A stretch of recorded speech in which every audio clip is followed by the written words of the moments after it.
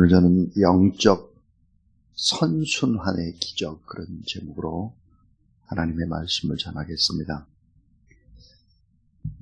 악순환이 있고 선순환이 있는데, 선순환은 하나가 잘 되면 이어서 계속 잘 되는 것이고, 악순환은 하나가 잘못되면 계속해서 잘못되어져 가는 구조죠. 경제학에서 빈곤의 악순환이라고 하는 원리가 있습니다. 그것은 한 국가가 빈곤에서 벗어나지 못하는 이유가 있는데, 다람쥐 쳇바퀴 돌듯이 빈곤의 악순환을 거듭하는 이유가 있다고 합니다. 이런 것입니다. 예를 들어서 가난한 거죠. 소비 수준이 너무 낮고 가난해. 가난하니까 공부를 못 시키는 것이죠. 교육 수준이 낮아요. 가계 소비의 감소, 기업 상품 생산의 감소, 실업률의 증가, 거기에다가 이렇게 되니까 질병이 점점점 드러나는 것이죠. 이런 구조, 이 구조악이라고 하는 것은 사실은 이 빈곤을 계속 부채질하는 그런 것이 되는 거죠.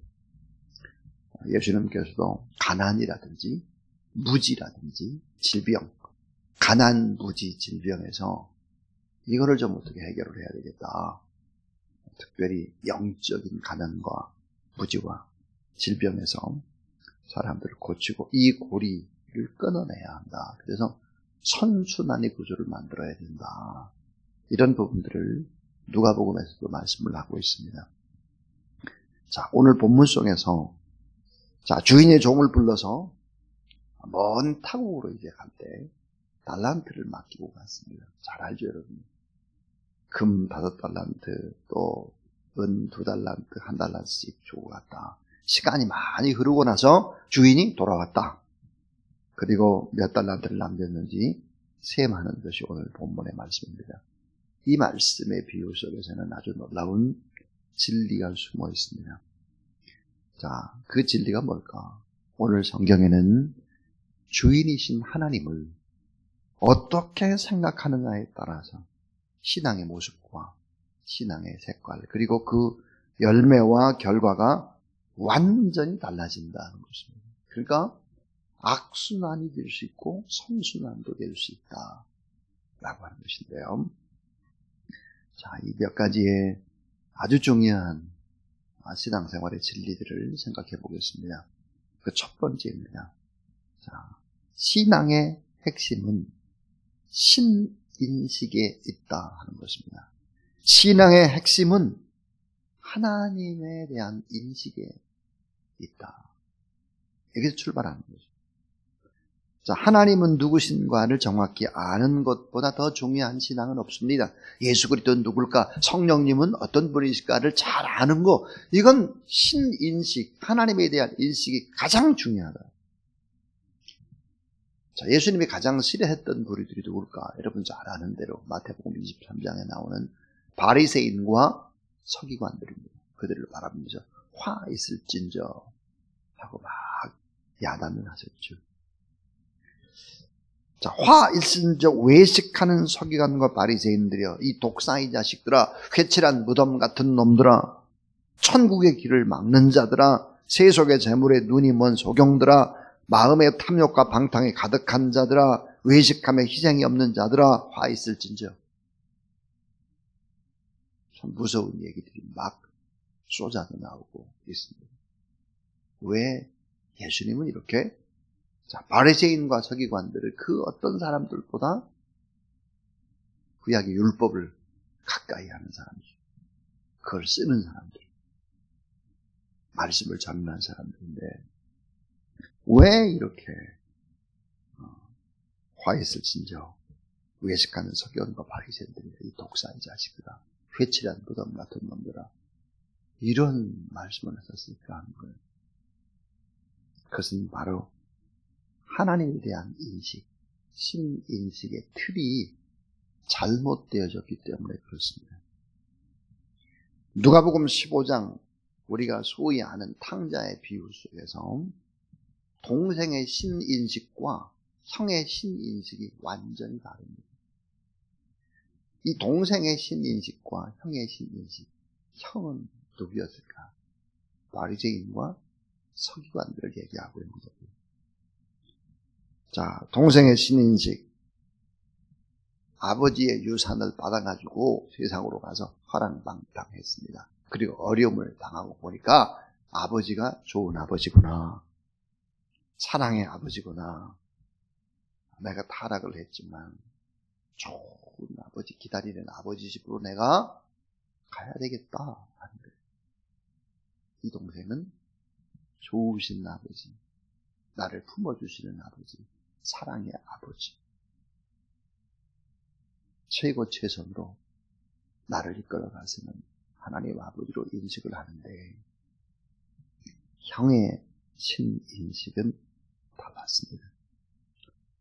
동생을 막 욕하고, 그 또 동생이 돌아오자 아버지가 뭐 잘 대해주니까 저 창기와 함께 아버지의 재산을 다 말아먹은 놈이 돌아왔는데 어떻게 잘할 수 있느냐? 난 집안에서 일도 많이 하고 그러는데 나한테는 뭐 그렇게 양이나 염소 잡아준 적도 없는데. 이 형의 신인식이 무슨 신인식일까? 아버지의 행위를 보는 거예요. 겉모습을 보는 거예요.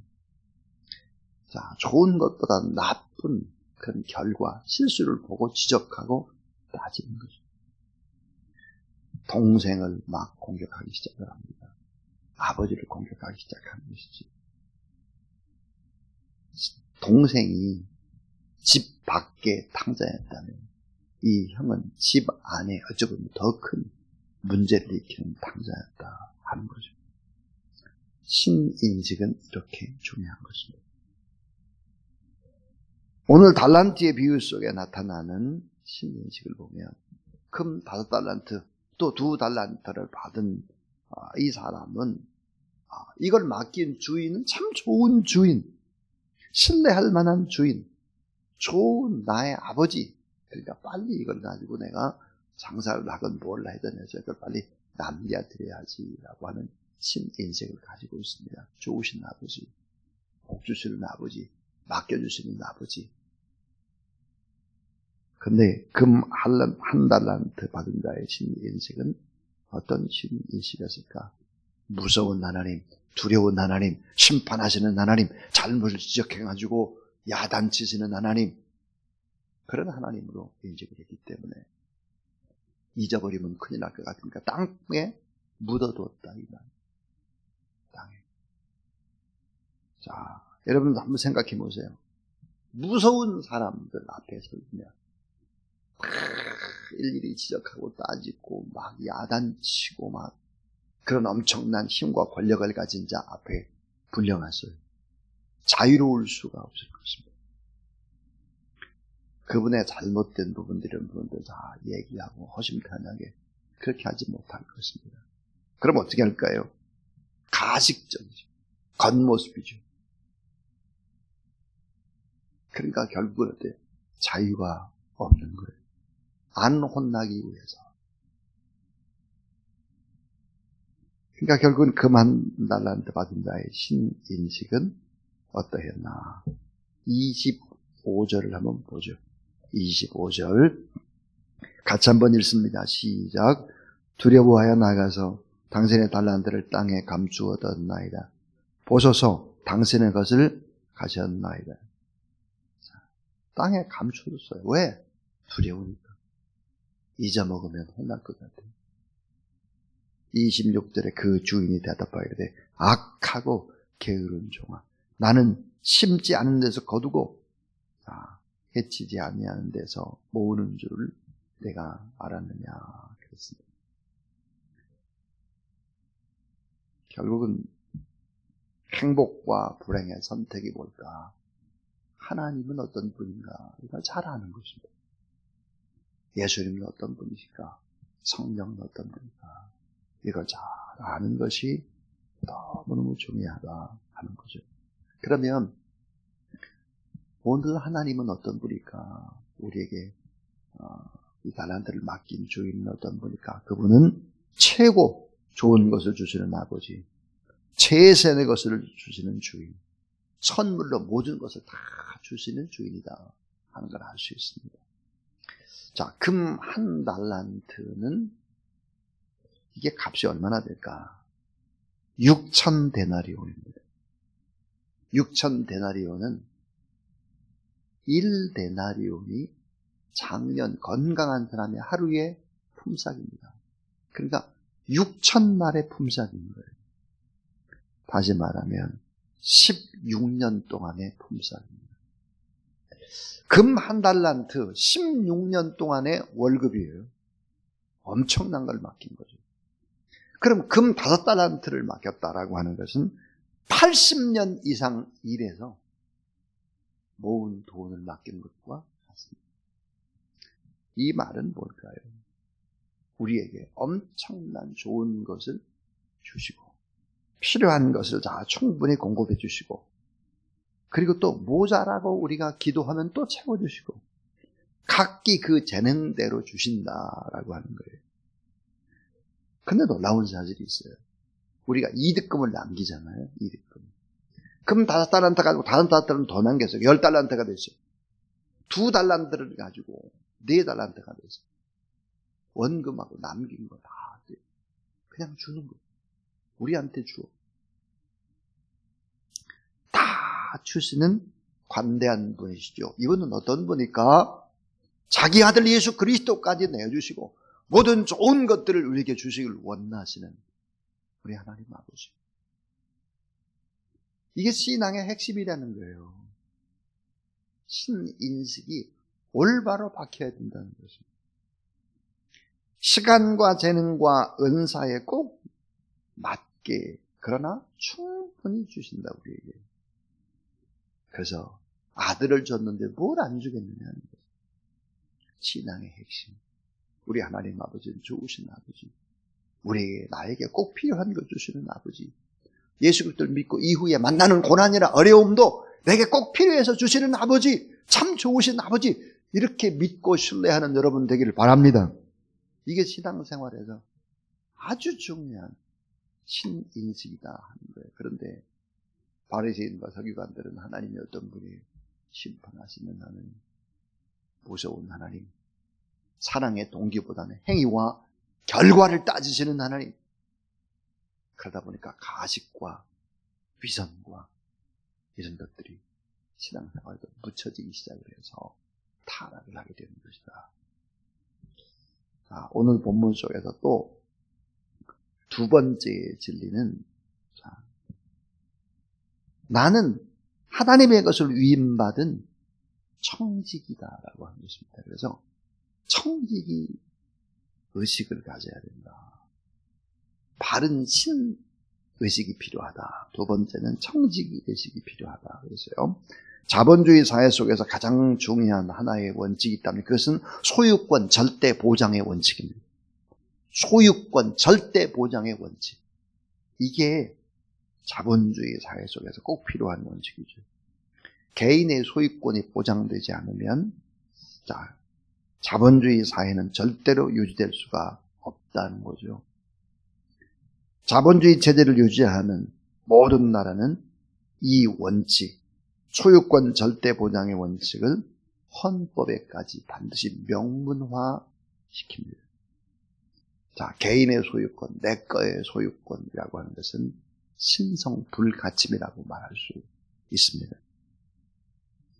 자, 그런데 오늘 14절 말씀을 보니까 주님께서는 자기 소유를 종들에게 맡김과 같다고 말씀을 하고 있습니다.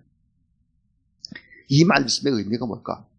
내가 가진 것은 내게 아무것도 없다는 말이에요. 자, 자본주의 사회 속에서 소유권 절대 보장의 원칙인데 오늘 보니까 소유권이 내게 있는 것이 아무것도 없다. 소유권 절대 보장의 원칙이 적용되지는 않아요. 그래서 우리가 갈등을 하는 것입니다. 우리는 자본주의 세상 속에 살아가는데 하나님은 자본주의 원리가 아니에요. 그래서 보니까 모든 소유가 근본적으로 하나님의 것이다. 이 소유권 절대 보장의 원칙을 신봉하는 자본주의 사회 속에서는 충격적인 말씀이다 하는 것입니다. 우리는 누구일까? 하나님 앞에 부름을 받은 사람들이죠. 이 땅에 온 하나님 나라의 대자들이에요. 하나님의 대행자예요. 그러니까 능력과 권한을 하나님이 위임하셨고 또 자유롭게 하라. 그렇게 말씀을 하셨어요. 그런데 우리 잠시 맡아서 관리하는 관리자입니다. 우리가 관리자. 원소유주의 종으로 일을 하는 청지기. 오늘 우리가 누굴까? 위탁받은 자. 위탁받은 자. 그러니까 잘 운영해야 될 책임을 지고 있는 위탁받은 자. 동시에 은사와 사명을 받은 자. 열심히 일을 해서 많은 열매를 맺어야 될 충성된 종이다. 그렇습니다. 그러니까 이 종에게는 내 시간이 없다는 거예요. 내 물질도 없다는 거예요. 내 권리도 없어요. 내 자신도 없어요. 내 자녀도 아니에요. 내 몸도 내 것이 아니에요. 다 돼. 주님의 것이. 그러니까 이런 내 것이 아무것도 없다는 의식을 가져야 되는데 너무 내 거. 우리 교회. 이렇게 해서는 안 된다는 것이죠. 이게 성경입니다. 게으른 자는 먹지도 말라. 게으른 자는 마귀도 안 쓰는 것이죠. 그래서 하나님 나라에는 사실은 실업자가 없습니다. 각자의 꼭 맞는 일들 다 달란트, 은사를 다 줬다는 거예요. 교회 안에도 마찬가지예요. 교회 안에 무능하다. 어쩐지 우리 교회하고 안 맞다. 이런 사람은 아무도 없어요. 다 곳곳에 쓰임받을 수 있는 아주 소중한 사람들이죠. 자, 나는 하나님의 것을 위임받은 청지기다. 그러니까 내 것이 아무것도 없고 우리 교회가 없다라는 생각을 가져야 한다 하는 것입니다. 저는 청산의 성신교회 최종식 목사님의 편지 한 장을 받았습니다. 이 편지를 보고 참 어제 오후에 가슴이 먹먹했습니다. 편지 내용은 이러합니다.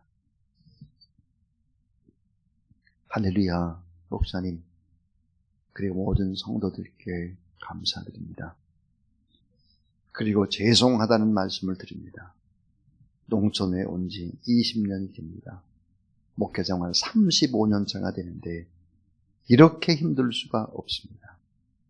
서울에서 활동하며 또 활발하게 목회를 하던 중 저의 집사람 사무가 뇌졸중으로 쓰러져서 도저히 서울에서 목회할 수가 없어서 이곳 시골까지 내려왔습니다. 이곳에도 경희의료원까지 5번이나 실려갔습니다.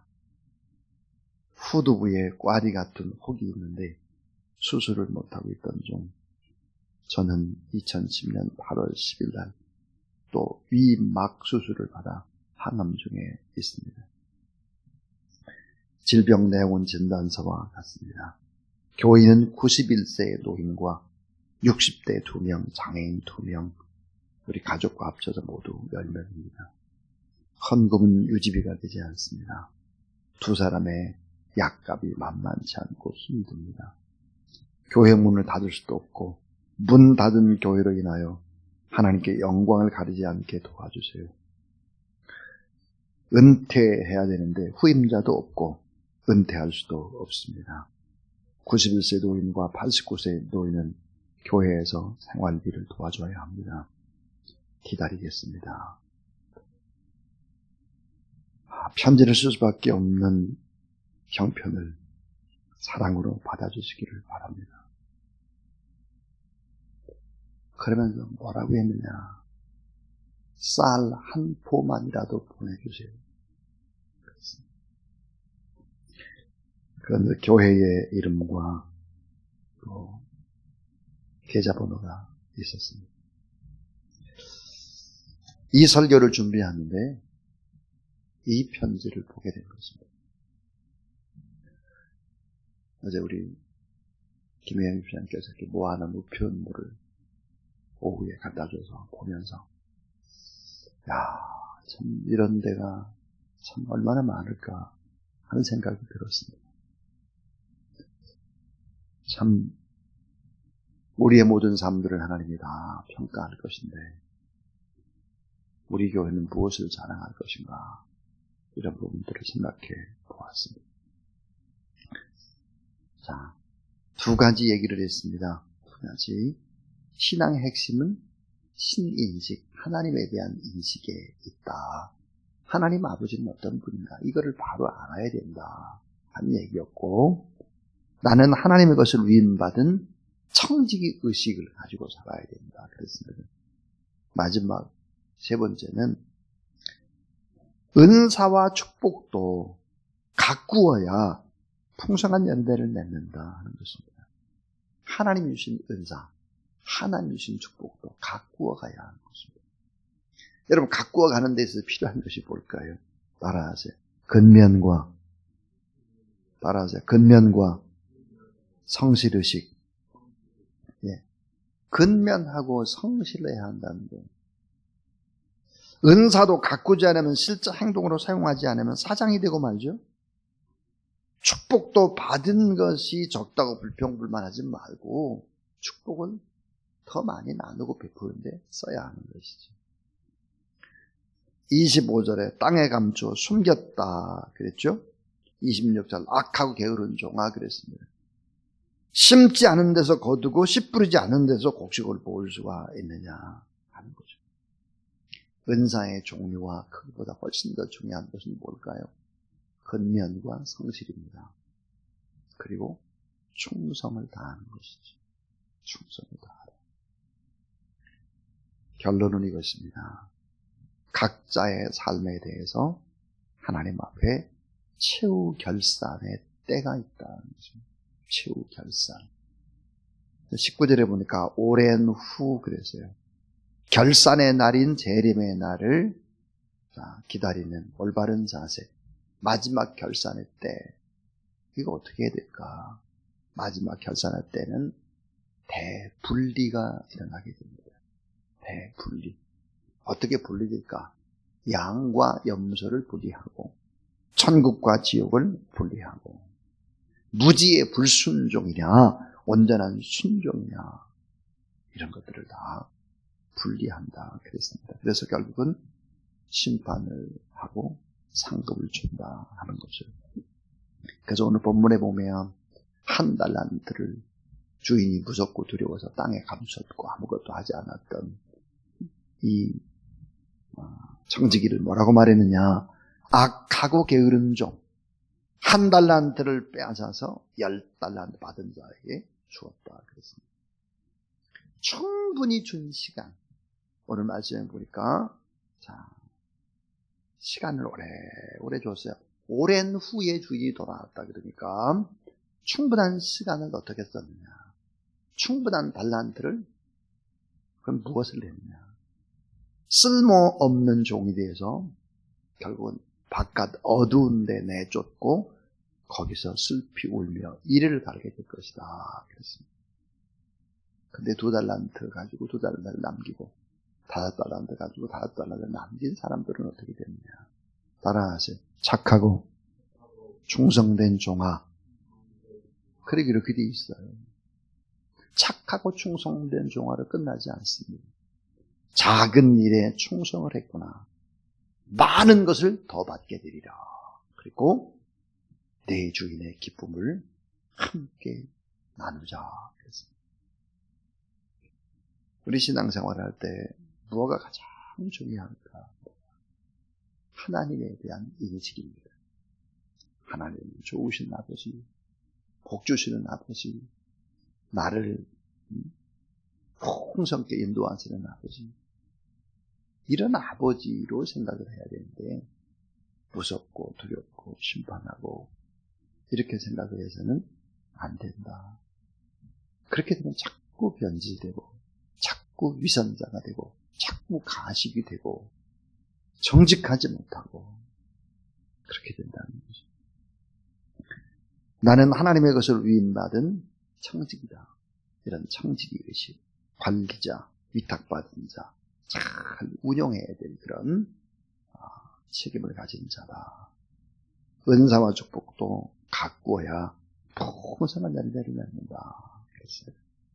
근면하고 성실히 하라.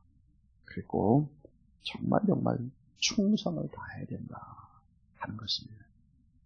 우리의 삶, 각자의 때에 최후결산 그 인생을 가져야 되는데 대분리와 반전이 일어나게 될 것이다. 그랬습니다.